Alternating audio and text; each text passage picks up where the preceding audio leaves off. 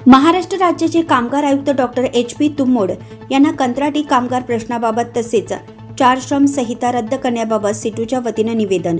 महाराष्ट्र राज्याचे कामगार आयुक्त डॉक्टर HP तुम्मोड नाशिक दौऱ्यावर आले होते।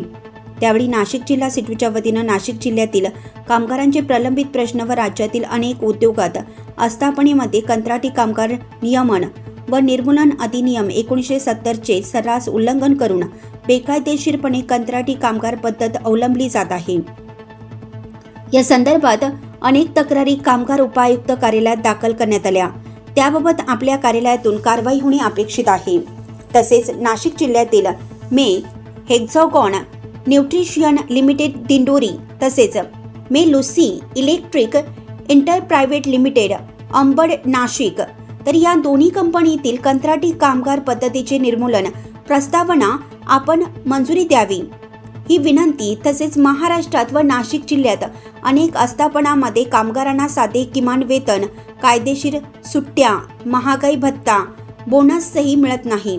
राज्यात सध्या अस्तित्वात असलेले किमान वेतन कायदा, कंत्राटी निर्मूलन कायदा, कारखाना अधिनियम असे अनेक कायद्याचे मालक वर्गाकडून सातत्याने उल्लंघन होत आहे।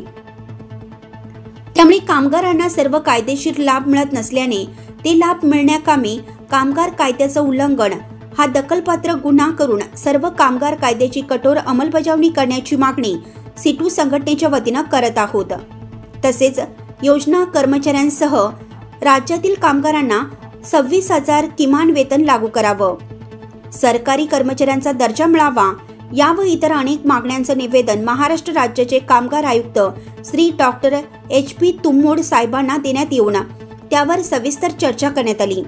यावेळी सिटूचे राष्ट्रीय उपाध्यक्ष व राज्य अध्यक्ष कॉम्रेड डॉक्टर DL कराड, सिटूचे जिल्हा अध्यक्ष कॉम्रेड सीताराम ठोंबरे, जिल्हा सरचिटणीस comrade Devidas Adhole, comrade Santosh Kakade, comrade Tukaram Sonje, comrade Hiraman Telore, comrade Satish Khairnar, comrade Mohan Jadhav, comrade Yuvraj Patil, comrade Rahul Gaikwad, comrade Arvind Shahapure उपस्थित होते।